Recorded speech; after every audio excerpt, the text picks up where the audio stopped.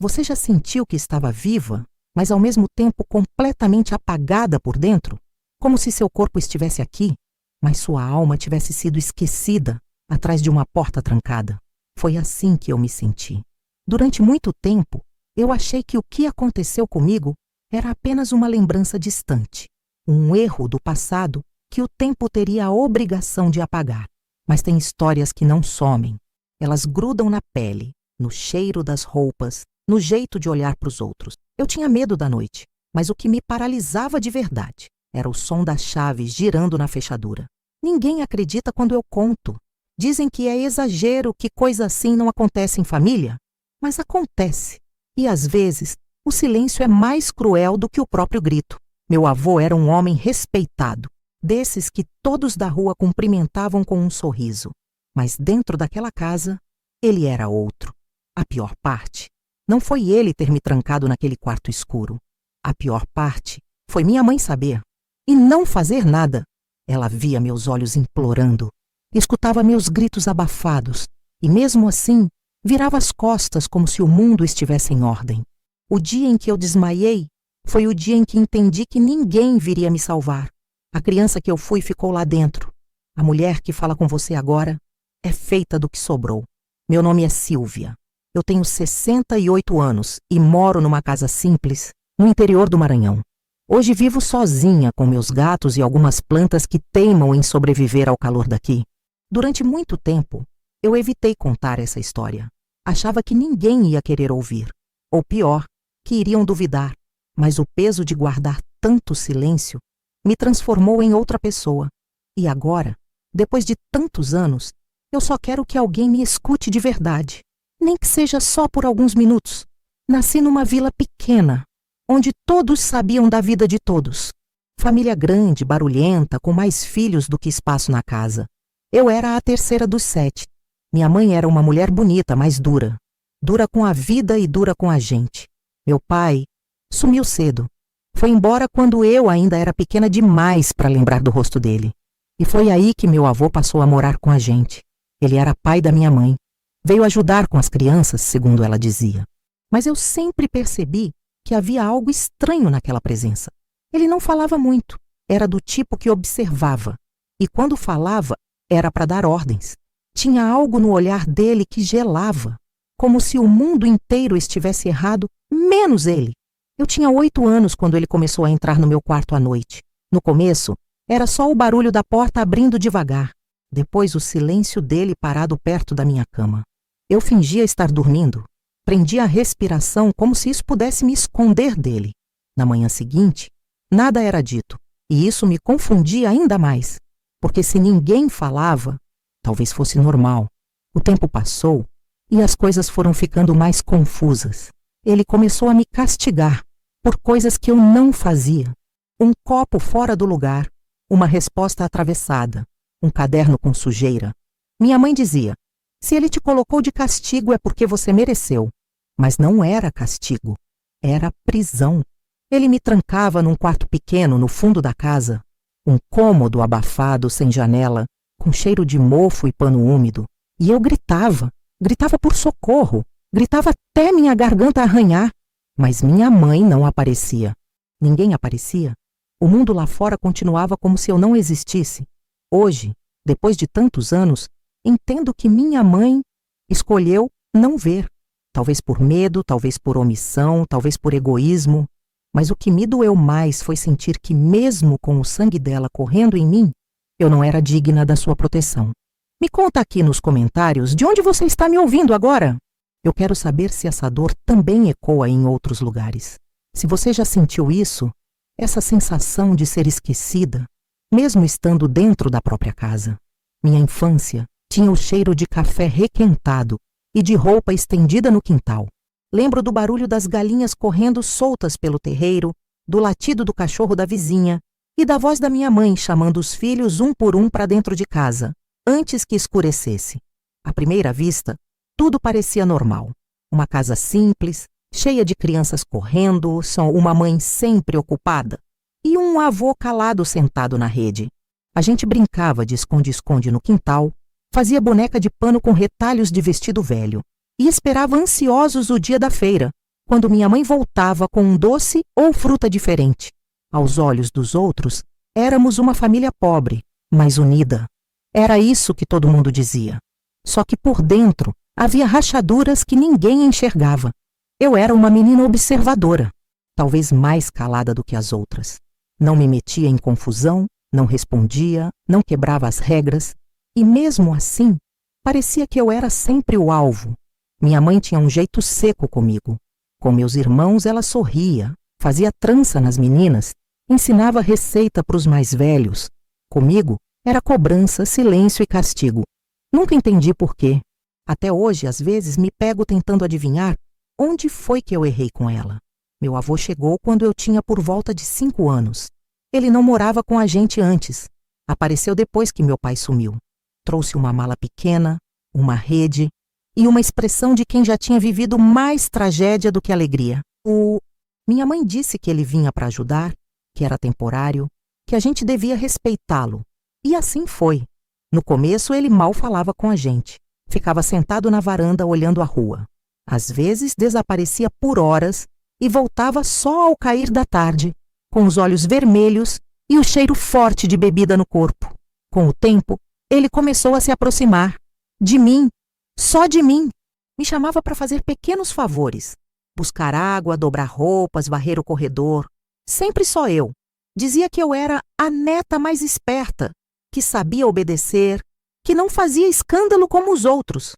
E eu, pequena como era, achava que aquilo era um elogio. Achava bonito ser escolhida, ser vista.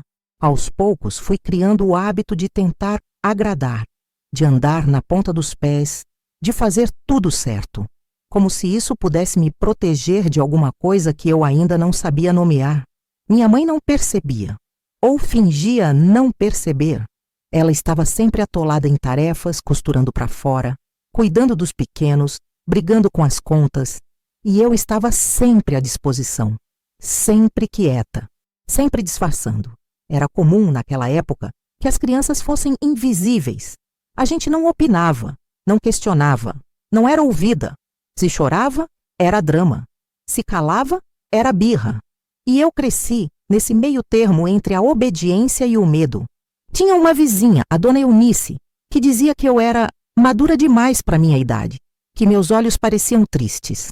Ela me dava um pedaço de bolo quando eu passava pelo portão. Perguntava se estava tudo bem em casa. E eu sorria, mentia com um sorriso, porque naquela idade eu já sabia que contar a verdade não adiantava. Os domingos eram os dias mais tranquilos. Minha mãe colocava nossa melhor roupa, nos levava à missa e depois fazia arroz com galinha. Era o único dia em que todos pareciam mais leves. Mas mesmo nos domingos, meu avô não mudava. Ele olhava, sempre olhava. E eu comecei a entender, bem devagar, que havia algo errado naquela casa, algo que ninguém ousava nomear e que de algum modo estava me cercando. Eu devia ter uns 9 anos quando aconteceu a primeira vez. Não falo do castigo, da porta trancada, nem da escuridão. Isso veio depois. Falo daquele dia em que ele me chamou com a voz mansa demais, doce demais e ao mesmo tempo estranhamente firme. Estávamos sozinhos. Minha mãe tinha saído para resolver algo na cidade. Meus irmãos brincavam na rua e eu estava dentro de casa, ajudando a limpar a mesa do almoço. Ele entrou na cozinha em silêncio. Ficou me olhando por alguns segundos e depois disse: "Vem cá, me ajuda com uma coisa lá no quarto." Eu hesitei. Nunca tinha entrado no quarto dele. Era o único da casa que tinha tranca por dentro. Era escuro, abafado, com um cheiro azedo que misturava tabaco e suor velho. Lembro de cada passo que dei até aquela porta. Lembro do frio que me subiu pela barriga. Ele sentou na beira da cama e me mandou fechar a porta. Eu fechei, porque fui ensinada a obedecer. Porque ele era o adulto. Porque ninguém nunca me disse que eu podia dizer não. Ele segurou minha mão e disse que eu era bonita, que eu estava crescendo. Eu fiquei paralisada, meus pés colados no chão, o olhar tentando fugir para qualquer canto da parede. Depois ele levantou, pegou uma boneca velha da estante e me entregou. Disse: "Isso é nosso segredo. Se você contar, sua mãe vai ficar brava com você. Vai pensar que foi você que provocou." Eu não entendi metade das palavras, mas entendi o tom. Era ameaça, era culpa, era um nó invisível que ele estava amarrando ao redor da minha garganta.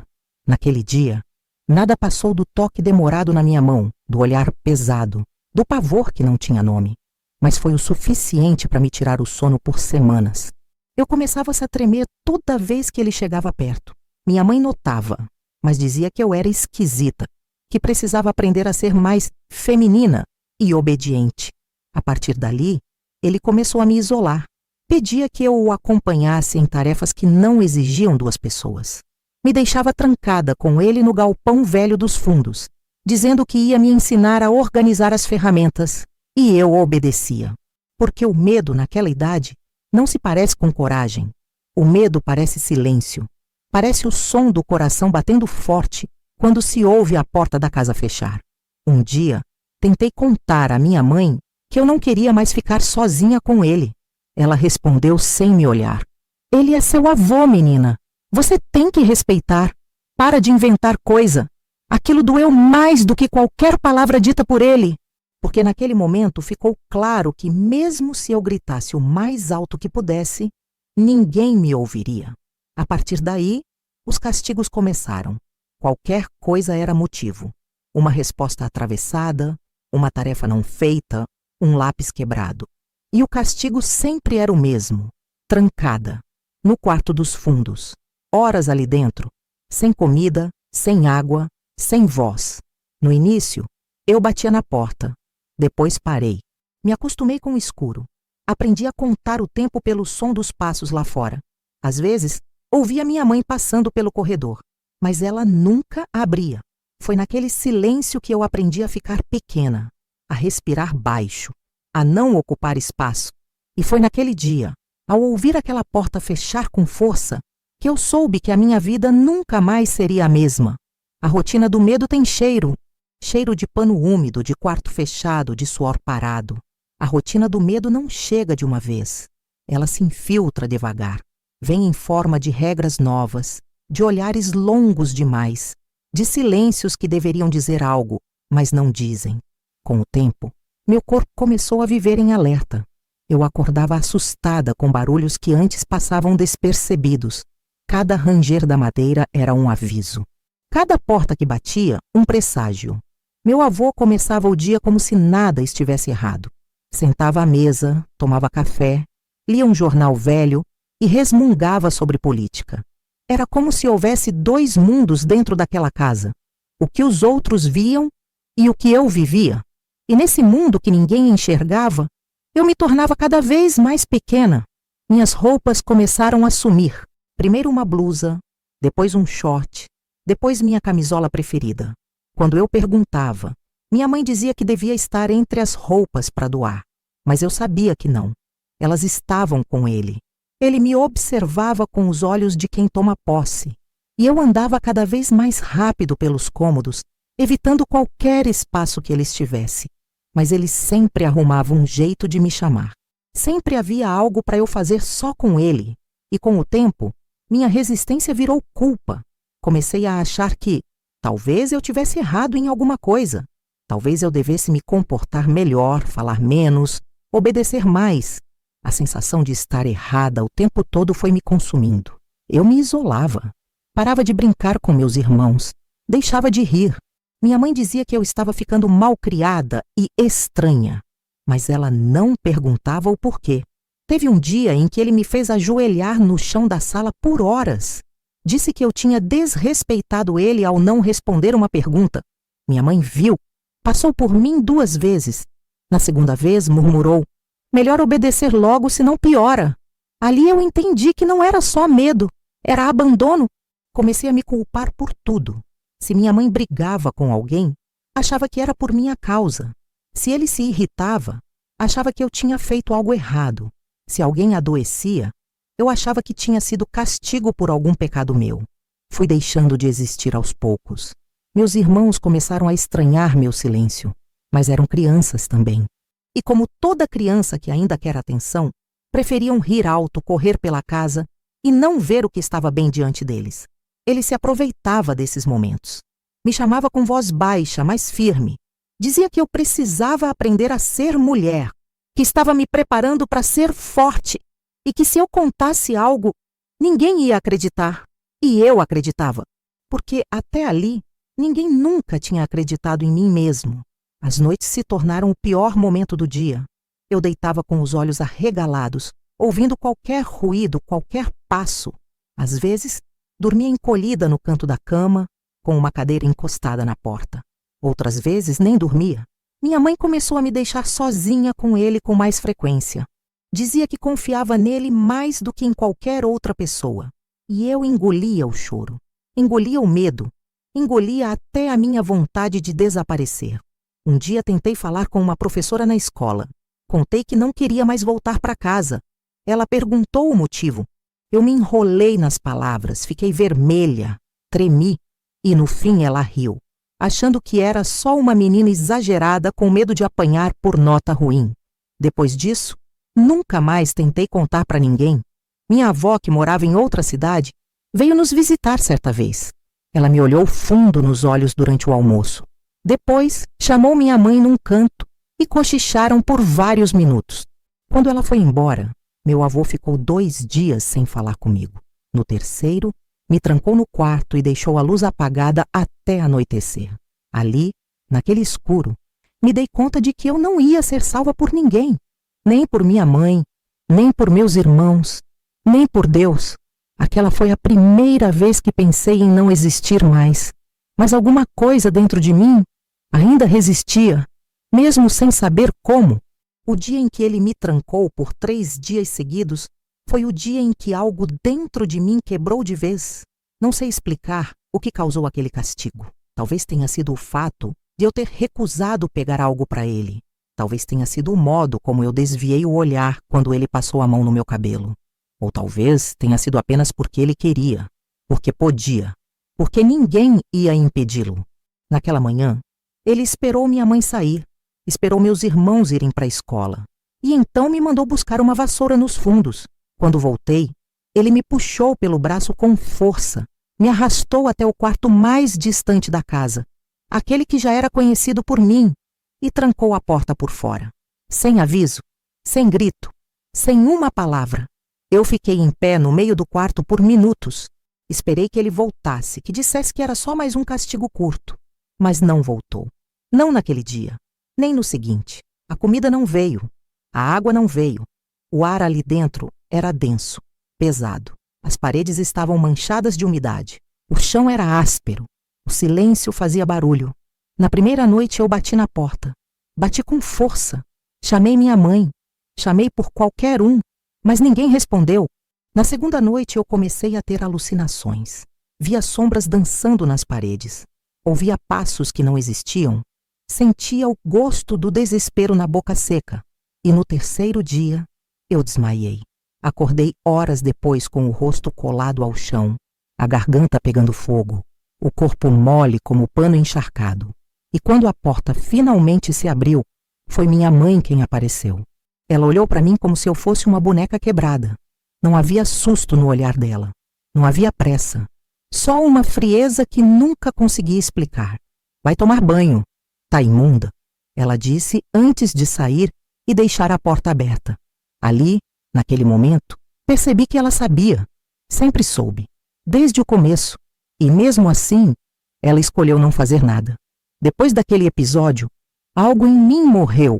Comecei a andar curvada, como se meu corpo tentasse desaparecer. Não olhava mais nos olhos das pessoas. Não comia direito, não ria.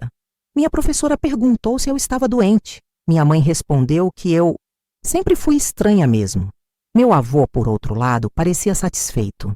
Tinha nos olhos o brilho de quem sabia que havia vencido. E ainda assim, não parou por ali. Na semana seguinte, ele me trancou novamente. Dessa vez, com a luz apagada desde o início. Eu já não gritava, não chorava. Só me encolhia no canto, esperando acabar, esperando não acordar. A violência não vinha só da porta trancada. Vinha da ausência total de proteção, do abandono da única pessoa que deveria ter me amado acima de tudo. Minha mãe. Ela era o vazio mais profundo que eu enfrentava. E foi numa dessas noites que ouvi uma conversa entre ela e ele. Eu estava acordada, encolhida. com o ouvido colado na madeira. Ouvi a voz dela, baixa, fria. Você podia pelo menos não exagerar. E a dele com um tom debochado. Não se mete. Isso é entre eu e ela. Naquele instante, compreendi o que significava ser entregue. Minha própria mãe me tinha entregado. Depois disso, os castigos começaram a ter intervalos menores. Qualquer motivo era suficiente. Às vezes ele nem dava motivo. Só me olhava e dizia: hoje é dia de aprender. E eu ia, sem resistência, sem vontade, com a alma vazia. Uma noite, acordei no chão do quarto, com a cabeça latejando e as pernas tremendo. Havia urina no canto. Meu estômago roncava de dor.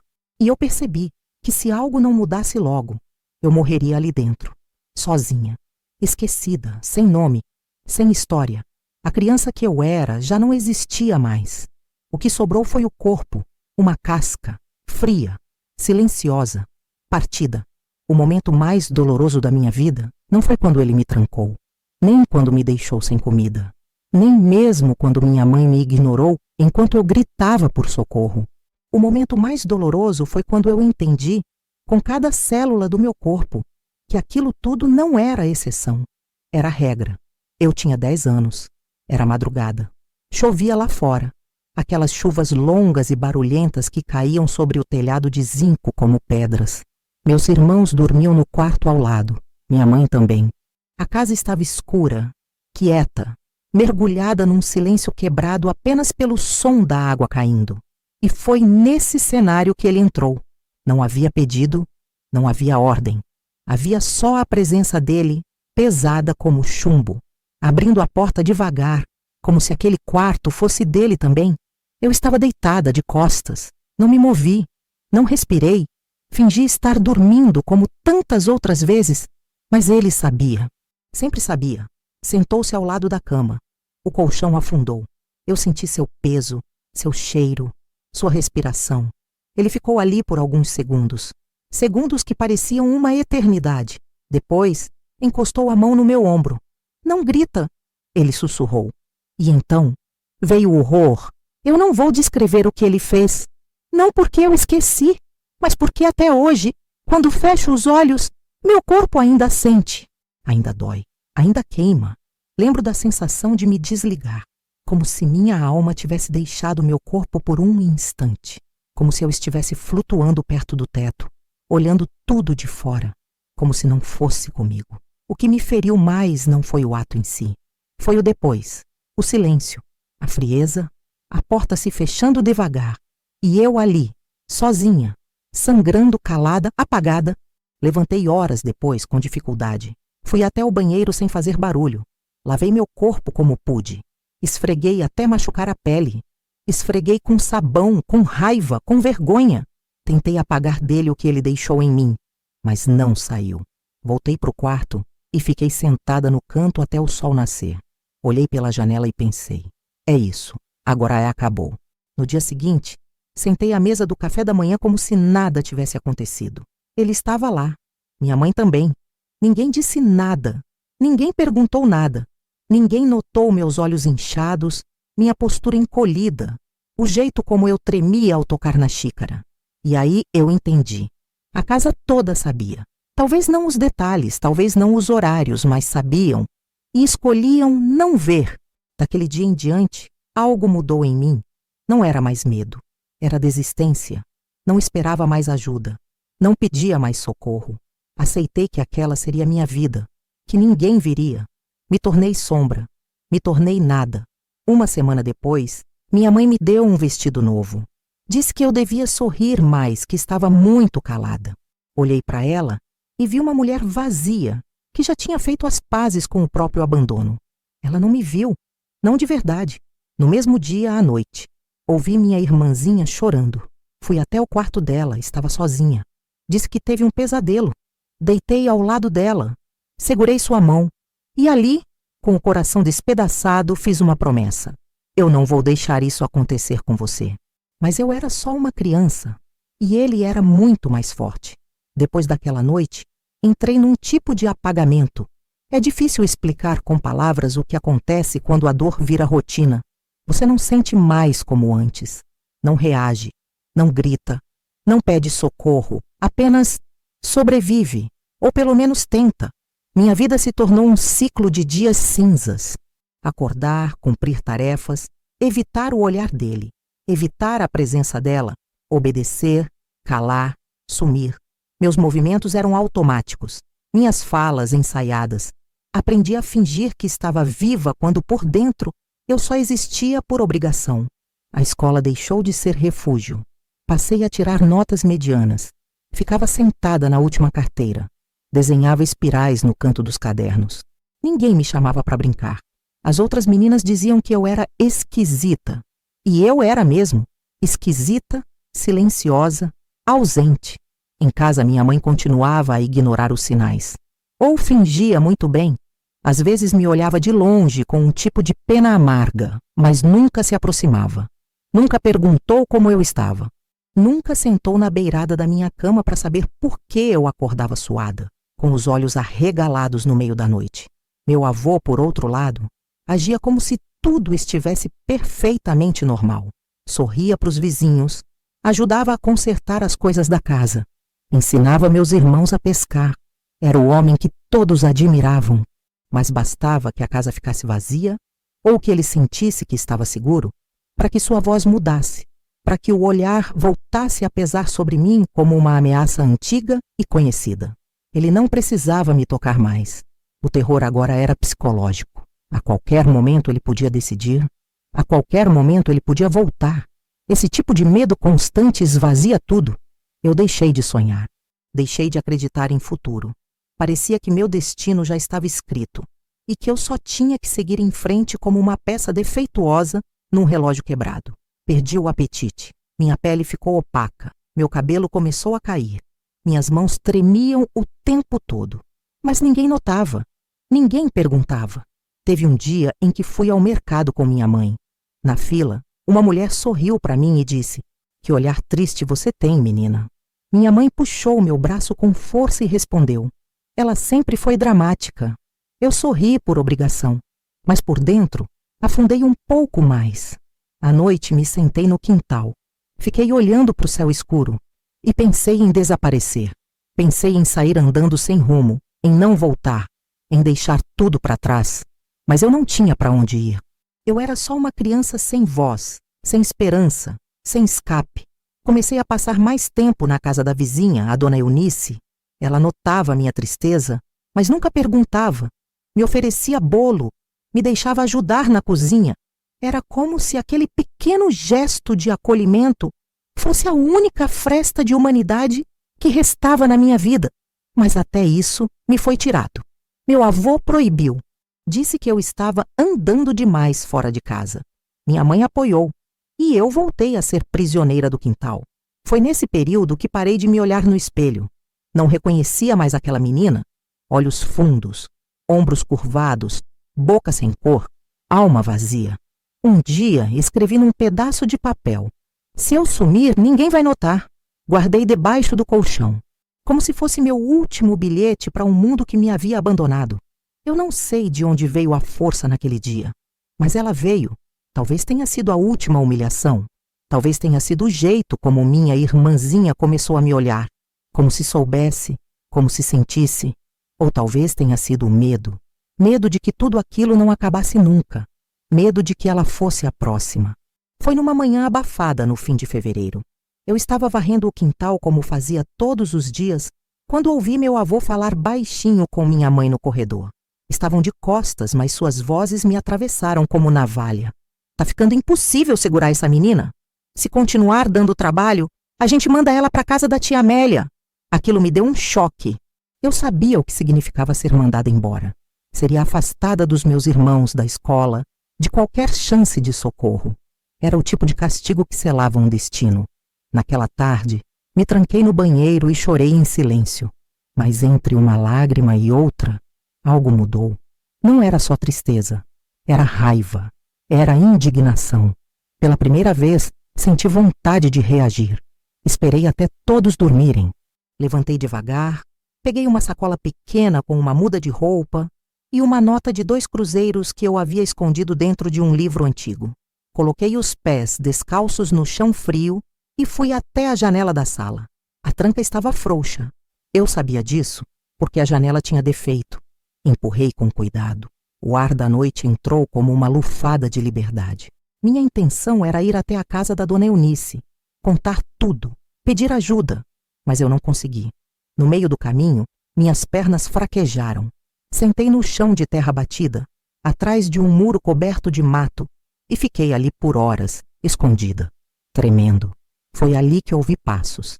Era ela, a dona Eunice. Talvez tivesse ouvido algo, talvez tivesse sentido. Sílvia, ela sussurrou. Eu chorei.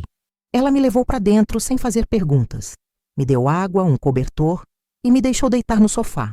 Eu dormi pela primeira vez sem medo. No dia seguinte, ela foi até minha casa. Falou com minha mãe. Disse que eu estava doente, que precisava ficar uns dias com ela. Minha mãe aceitou, sem luta, como se estivesse se livrando de um problema. Naqueles dias com a dona Eunice, eu comecei a respirar de verdade. Ela me tratava com delicadeza, me ouvia, me oferecia silêncio quando eu precisava e café quente quando eu não tinha forças para levantar. Não contei tudo, ainda não, mas comecei a escrever. Peguei um caderno velho e comecei a anotar frases soltas, sensações, lembranças. Não era diário, era desabafo. Escrevi sobre o quarto trancado, sobre a porta, sobre o cheiro, sobre a ausência da minha mãe, sobre o toque, sobre o medo. E ali, entre as palavras, percebi que ainda havia algo dentro de mim que queria viver, que não queria aceitar aquele destino. Na terceira noite sonhei comigo mesma, correndo num campo aberto, sem muros, sem janelas, sem vozes gritando. Acordei com lágrimas nos olhos e um fio de esperança no peito. A dona Eunice me levou ao médico sob o pretexto de uma gripe persistente. No caminho, ela me perguntou: Sílvia, tem alguma coisa que você quer me contar? Eu não consegui responder, mas meu silêncio já era a resposta. Ela segurou minha mão e disse: seja o que for, você não está mais sozinha? Aquelas palavras foram como luz atravessando uma porta fechada há anos. E naquele momento, mesmo sem saber como, mesmo sem saber quando, eu comecei a acreditar que talvez, só talvez, eu ainda pudesse escapar daquele pesadelo. O mundo não muda de uma hora para outra, mas às vezes ele dá sinais. E foi numa tarde qualquer, sentada na cozinha da dona Eunice, que eu percebi que algo em mim havia mudado. Ela estava preparando o bolo de fubá e me pediu para quebrar os ovos. Minhas mãos ainda tremiam, mas consegui. E quando ela sorriu para mim e disse: tá vendo? Você é mais forte do que imagina. Eu senti algo que há muito tempo não sentia. Orgulho, mesmo que pequeno, mesmo que frágil. Naquela noite, depois do jantar, ela me chamou para sentar na varanda. A lua estava cheia, o ar morno, e pela primeira vez eu consegui falar. Não tudo, mas o suficiente para que ela entendesse. Eu tenho medo dele. Eu sei, ela respondeu com a voz serena. E da minha mãe também. Ela ficou em silêncio por alguns segundos. Depois disse: Sílvia, você não tem culpa de nada. Entende isso? Nem um pingo. Você é uma menina. Ele é o monstro. E sua mãe escolheu não ver. Foi a primeira vez que alguém chamou as coisas pelo nome. Até então, tudo era confuso, velado, sufocado. Mas ali, com aquelas palavras, senti como se um peso saísse do meu peito. Ela prometeu que me protegeria. Disse que eu não voltaria para aquela casa se não quisesse. E que existia ajuda, que existia lei, que existiam pessoas que acreditavam em meninas como eu. Nos dias seguintes, ela começou a conversar com uma assistente social da cidade. A moça, chamada Rosa, veio me visitar. Tinha olhos firmes, mas um sorriso gentil. Falou comigo com calma, sem forçar. Perguntou se eu queria contar o que estava acontecendo. Eu hesitei, mas no fundo, queria, precisava. Falei devagar, com pausas, com a voz embargada. Mas falei. Contei dos castigos, dos quartos escuros, dos silêncios da minha mãe, dos toques que me faziam tremer, dos gritos abafados. Rosa ouvia sem interromper. Apenas anotava, me olhava, respirava fundo. Você é muito corajosa, Sílvia, ela disse no fim. Corajosa? Eu repeti, como se a palavra fosse estranha. Sim, Porque coragem não é não ter medo. É seguir mesmo sentindo medo. E foi isso que você fez. Na semana seguinte, ela voltou com uma outra mulher, uma promotora de justiça, e me explicaram que eu teria direito à proteção, que não poderia mais ser obrigada a viver com quem me fazia mal. Mas para isso, eu precisaria contar tudo formalmente. Precisaria repetir, diante de pessoas estranhas, tudo que por tanto tempo me destruiu em silêncio. Eu chorei, pedi um tempo, fiquei em dúvida, mas a dona Eunice segurou minha mão e disse: eu estou com você, até o fim. E foi assim que começou a minha virada, ainda cheia de dor, ainda marcada, mas pela primeira vez com gente do meu lado. Fui levada para um abrigo temporário, até que o juiz decidisse o que fazer. A casa era simples, mas segura. Tinha outras meninas ali, cada uma com uma história, um silêncio, uma cicatriz. Nos primeiros dias, eu mal falava. Ficava no canto, observando. Mas aos poucos, fui percebendo que havia vida fora da dor. Havia música, havia livros, havia conversas que não machucavam. Recebi acompanhamento psicológico. Ganhei um caderno novo para escrever. Me chamaram pelo nome, me ouviram. Foi nesse abrigo que eu entendi que eu não era um erro, que eu era uma vítima e que tinha o direito de existir inteira. As audiências começaram. Minha mãe foi chamada, negou tudo. Disse que eu tinha imaginação demais. Meu avô também mentiu. Disse que eu era rebelde e problemática. Mas meus relatos estavam detalhados, minhas marcas visíveis. E, finalmente, a justiça começou a me ouvir. O promotor disse algo que carrego até hoje. O silêncio de uma criança nunca é normal. Sempre é sinal de alguma coisa. O dia da audiência chegou como uma tempestade. Eu tinha apenas 12 anos, mas parecia ter vivido 100. Meu corpo tremia, minhas mãos estavam frias e minha respiração vinha curta, como se o ar não bastasse. A sala era fria, cheia de vozes sérias e olhares que eu não conhecia. Mas havia um lugar reservado para mim. Me chamaram de testemunha protegida. Me disseram que eu poderia falar sem medo, que ele não teria o direito de se aproximar. Mas ele estava ali, meu avô, sentado a poucos metros, com a mesma expressão de sempre, calmo, firme, impassível, como se estivesse acima de tudo. Minha mãe também estava lá. Pela primeira vez me olhou nos olhos, mas o que eu vi não foi arrependimento, foi vergonha, não por mim, por ela, por estarmos ali, por termos virado assunto na cidade. A promotora me chamou com gentileza. Me perguntou se eu queria falar. Eu levantei devagar, caminhei até a cadeira onde deveria me sentar e olhei para frente, respirei fundo e comecei. Contei tudo, com a voz falhando, mas sem parar. Falei dos castigos, dos dias trancada, das noites de terror, do silêncio da minha mãe, do desprezo, do sangue. Contei do toque, da dor, do abandono. Falei dos sorrisos falsos, das mentiras, da vizinha que me acolheu. Falei do medo que me consumia, da vontade de desaparecer. Ninguém me interrompeu. Ninguém duvidou. Pela primeira vez, a minha dor tinha espaço. Pela primeira vez, minha voz fazia barulho. Quando terminei, a sala estava em silêncio. Eu podia ouvir meu próprio coração batendo no peito. Então, me perguntaram: se ele estivesse aqui na sua frente, o que você diria? Virei o rosto e olhei para ele.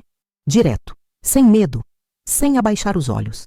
Você me destruiu, mas não me apagou. E virei de volta. Ele abaixou os olhos. Pela primeira vez, minha mãe chorava em silêncio.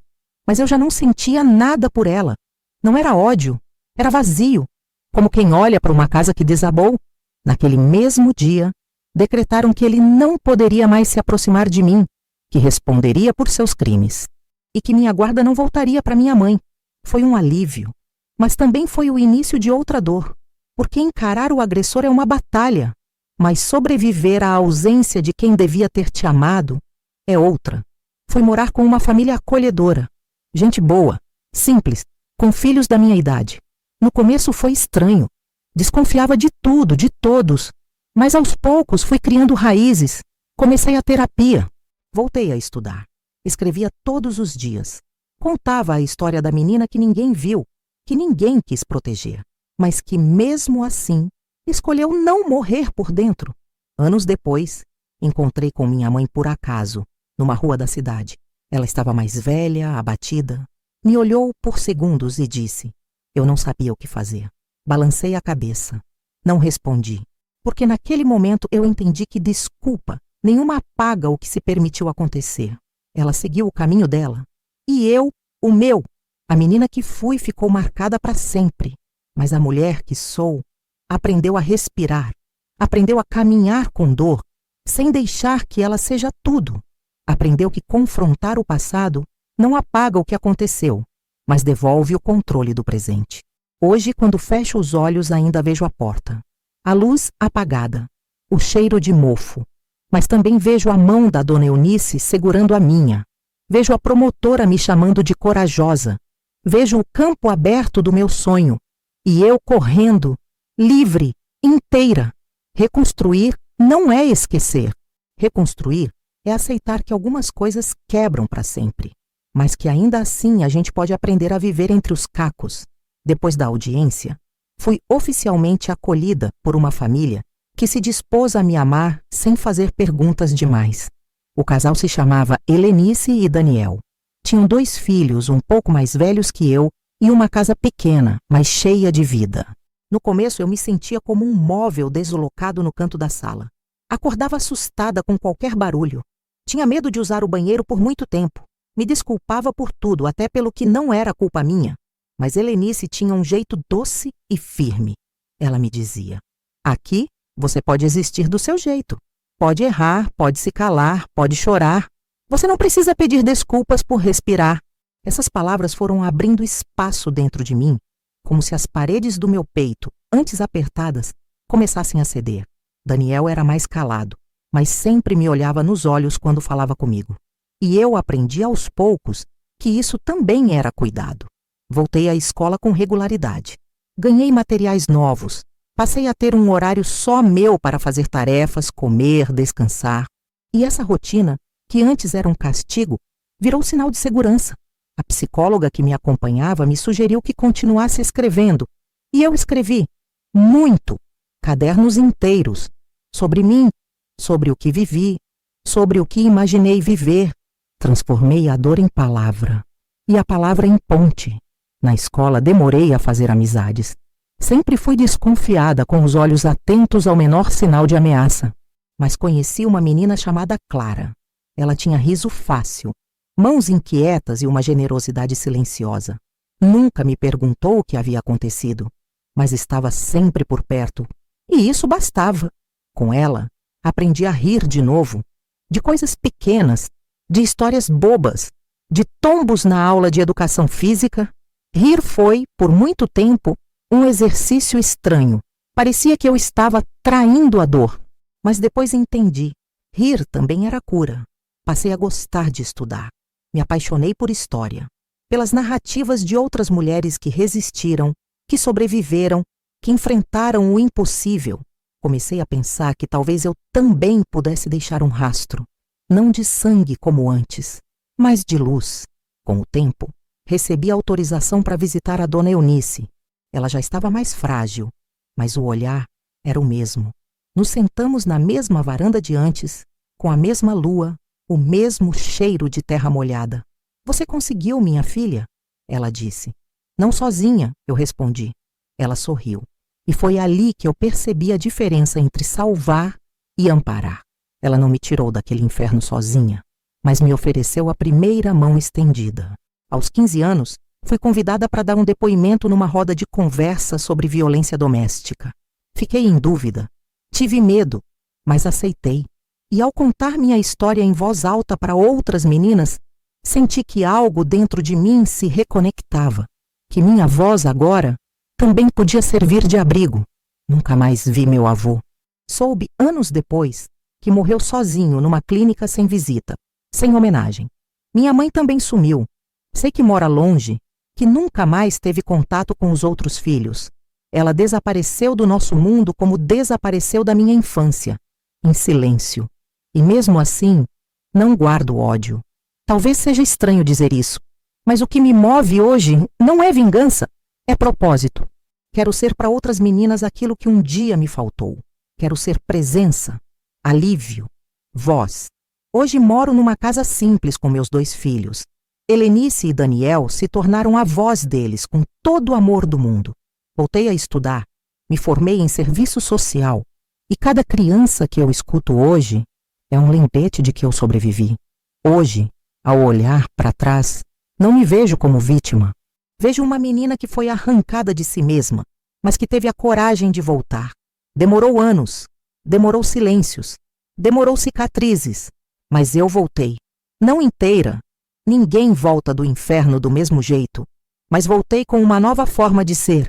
Durante muito tempo, acreditei que minha história não tinha valor, que tudo o que eu vivi deveria ser escondido, esquecido, enterrado no fundo de mim.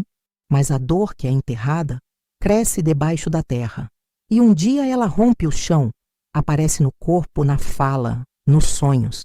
Foi assim comigo. Foi quando parei de fingir que eu estava bem que comecei de verdade a me curar. Eu não sou só o que fizeram comigo. Sou também o que escolhi fazer com o que me aconteceu. E essa escolha é o que me libertou. Existem feridas que nunca cicatrizam por completo. E tudo bem, elas não precisam desaparecer para que a gente siga. Às vezes, é justamente nelas que mora a nossa força. Sempre que uma menina me procura com medo, com vergonha, com aquela voz baixa, cheia de dúvidas e dor, eu seguro sua mão e digo: eu entendo, porque eu estive aí e olha, você vai sair daí também. Não vai ser fácil, vai doer, vai ter recaída, vai ter raiva, cansaço, solidão, mas você vai sair, porque a dor que você sente não define quem você é. Ela é só um capítulo, não o livro inteiro. A fé também voltou para minha vida, mas não como antes. Não aquela fé que manda você aguentar tudo em silêncio, que diz que Deus vê tudo, mas nunca intervém. Minha fé hoje é outra. É aquela que se revela no gesto concreto, na escuta verdadeira, na coragem de agir. Eu acredito num Deus que chorou comigo, que me viu no escuro, que esteve lá, mesmo quando ninguém mais estava. E é a Ele que eu entrego minha história. Não como uma tragédia, mas como testemunho. Se você chegou até aqui, ouvindo cada palavra minha, eu te agradeço. Porque contar essa história, para mim, é um ato de resistência. É um ato de amor. E se você, em algum momento da sua vida, também se sentiu invisível, sem saída, desacreditada, eu quero que você saiba que você não está sozinha. Você nunca esteve. Talvez ninguém tenha estendido a mão ainda, mas ela existe e pode estar mais perto do que você imagina. Não desista de si. Não se cale. Não acredite que a culpa é sua. A culpa nunca é da vítima. Nunca. Se essa história te tocou, compartilha. Não por mim, mas por aquelas que ainda não conseguiram falar. Por aquelas que ainda vivem atrás da porta trancada. Por aquelas que ainda estão tentando se reconhecer no espelho. A dor precisa ser dita para deixar de doer tanto. E quando ela encontra ouvidos, ela se transforma. Eu sou Silvia. Tenho 68 anos. E por muito tempo, achei que meu nome era sinônimo de vergonha. Hoje, sei que ele carrega uma força que nem eu imaginava. E que contar minha história não me enfraquece. Me liberta. Então, se você está aí, do outro lado, com o coração apertado, com as mãos trêmulas, com uma história presa na garganta, respira. Fala, escreve, chora. Mas não guarda para sempre. Porque a cura começa quando a gente escolhe não se calar.